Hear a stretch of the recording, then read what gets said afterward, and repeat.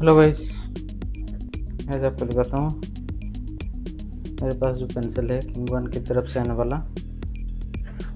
ये एक third party pencil है आपके एप्पल आईपैड के लिए। क्या है वो 3 रीज़न है वो मुझे पसंद नहीं है। देख लेता हूँ। पहले क्या था, इसका जो अभी बैटरी तो जैसे पहले जैसा बैटरी भी कम दे रहा है, और ये लिखते लिखते ना कभी ऑफ हो जाता है। अगर 1 या 2 मिनट भी लिख लेते हैं तो ये ऑफ हो जाता है। देखिए अभी ये चल रहा है।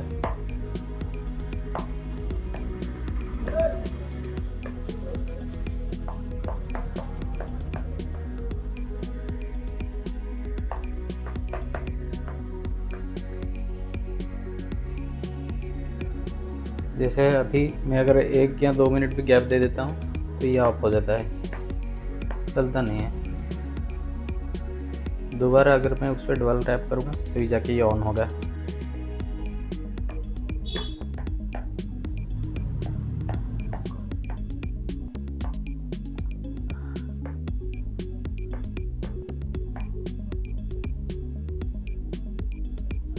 और एक चीज़ मुझे क्या पसंद नहीं बताता हूँ, उसको ना अगर आप चार्ज करना पड़ेगा तो ये वायरलेस चार्जिंग सपोर्ट नहीं करता। ये बात जाहिर है बजट में है, वायरलेस चार्जिंग इसीलिए नहीं है। लेकिन ये ना कभी कभार आपको चार्ज करते टाइम याद नहीं आता तो उसको आप यूज़ करना पड़ेगा। इसका जो टाइप सी पोर्ट है उसी के थ्रू आपको चार्ज करना पड़ेगा।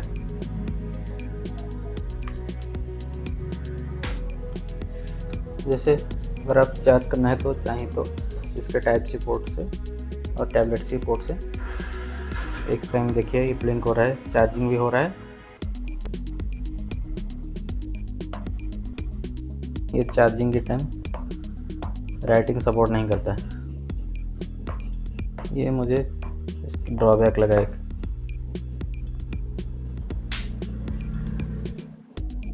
दोबारा ऑन करेंगे तभी ये सपोर्ट करेगा।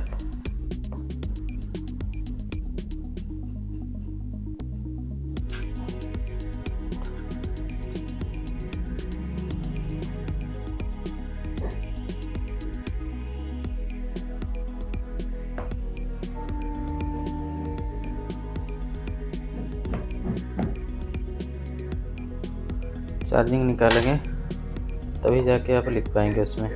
चार्जिंग निकालने के बाद ऑफ हो जाता है, उसके बाद डबल टैप करेंगे ऑन होगा।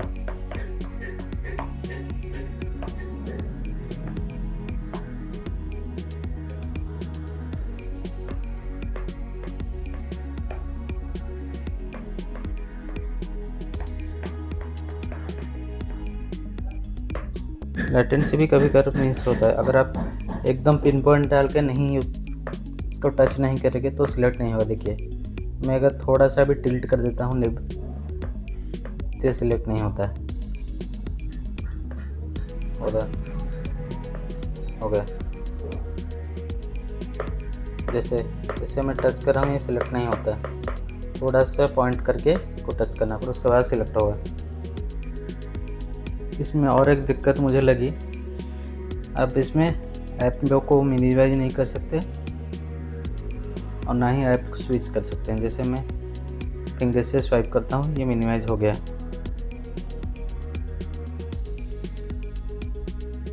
ये मिनिमाइज हो गया। एप्स ओपन किया लेकिन ये चीज़ आप इसमें नहीं कर सकते।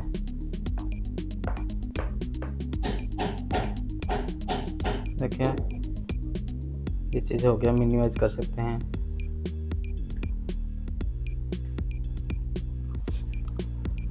यूट्यूब हो कुछ भी हो, अगर मिनिमाइज करना है तो ये काम नहीं करता, ना ही आप स्विच कर सकते हैं इसको आप।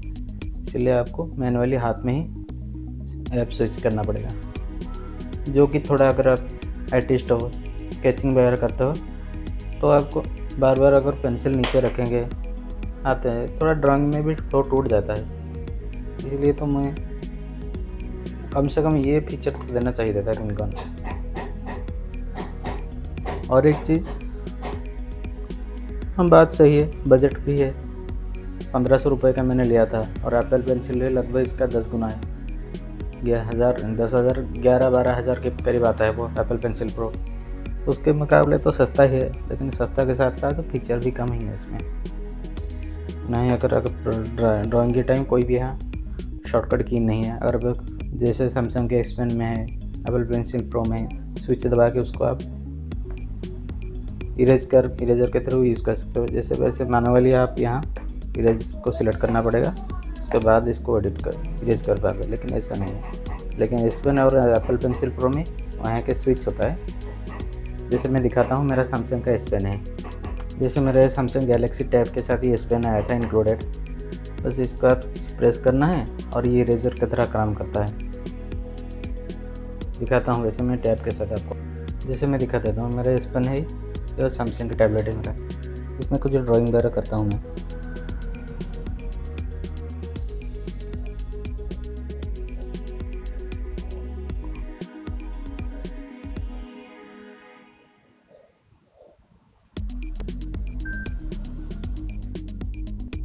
अगर आपको इसे इरेज करना है तो बस यहाँ शॉर्टकट है की है, यहाँ को दबा के आप इरेज कर सकते हैं। ये बहुत ईजी है,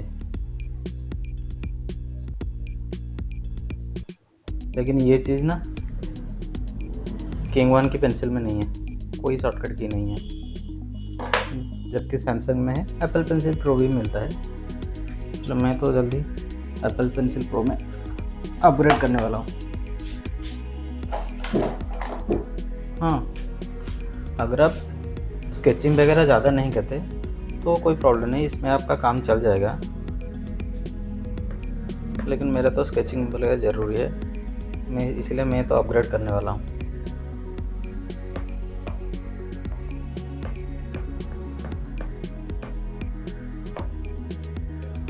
पेंसिल भी कभी कभार ड्राइंग के टाइम हाइड एंड सीक होता है।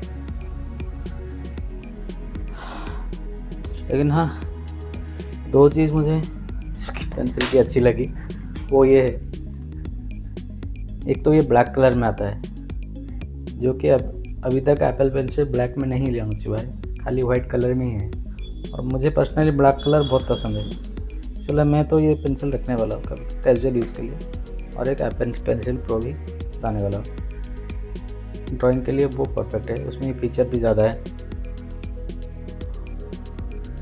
और एक रीज़न है इसको चूज़ करने का, ये सस्ता है एप्पल पेंसिल प्रो से, जबकि एप्पल पेंसिल प्रो करीब 10-11 हज़ार के आता है और ये 1.5 हज़ार का। लगभग इसमें 10 से 7 से 8 गुना महंगा है एप्पल पेंसिल इससे। और एक चीज़, अगर आपने अभी तक कोई भी आईपैड परचेज नहीं किया है और आईपैड परचेज करने के लिए सोच रहे हैं, तो मैं तो सजेस्ट करूँगा। वैसे ये मेरा जो है आईपैड 10 जनरेशन है,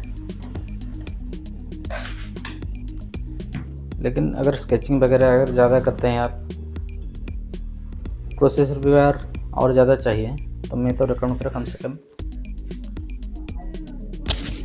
एप्पल आईपैड एयर M2 इस साल जो लॉन्च हुआ है उसके साथ जाइए, क्योंकि अभी एप्पल का बैक टू स्कूल ऑफर चल रहा है। वहाँ पे आपको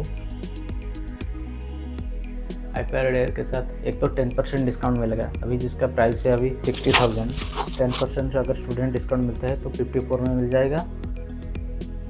और उसके साथ एप्पल पेंसिल प्रो भी फ्री में मिल रहा है, जिसका प्राइस है अभी 11 हज़ार का, वो भी फ्री में मिल रहा है। मैं तो कहूँगा आप वो वाला ऑफर लीजिए, ज़्यादा वैल्यू फॉर मनी है।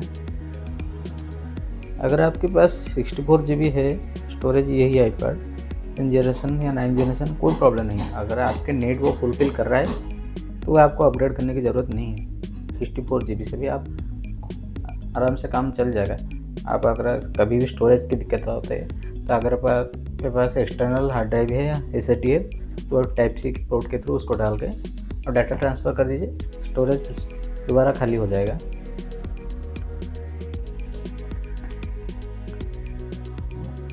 तो आपको वो दिक्कत नहीं है कि स्टोरेज की।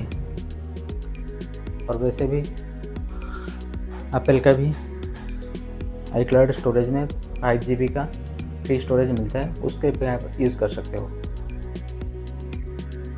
अगर कोई लोग कंफ्यूज हैं कि आईपैड 10 जनरेशन लेना चाहिए, क्योंकि ये ऑफर में अभी कम मिल रहा है 28-29 के करीब उसका मिल रहा है वही प्राइस फ्लिपकार्ट में। और iPad Air M2 के साथ जाना चाहिए। ये दोनों में अगर आप कंफ्यूज है तो मैं आपको क्लियर कर देता हूँ। वैसे अभी भी ये 10th जनरेशन का पैड है। A14 बायोनिक चिप अभी भी कैपेबल है आपका नॉर्मल काम यूज़ करने के लिए। लेकिन अगर आपका ज़्यादा काम वीडियो एडिटिंग का है या आप एक्सटर्नल हार्ड ड्राइव यूज़ नहीं करना चाहते और स्टोरेज की भी कमी है क्योंकि इसमें 64 GB का आता है और उसमें 128 GB का आता है iPad Air M2 में, तो आप उसके तरफ जा सकते हैं क्योंकि उसका कॉस्ट भी थोड़ा ज़्यादा है। इसका जैसे अभी ऑफर में 28 का मिल रहा है, 29 का भी कभी कम मिल जाता है। लेकिन Air M2 जो है वो अभी अगर नॉर्मल प्राइस उसका 60 है, अगर आप स्टूडेंट डिस्काउंट में लोगे तो भी 55, लगभग इसका डबल रेट है। अगर आप ये डबल प्राइस स्पेंड करना आपको वर्थ लगता है तो ही अपग्रेड कीजिए, वरना आपका अगर नए फर्स्ट टाइम iPad यूज़र है इसमें कोई प्रॉब्लम नहीं है। This is still a good device.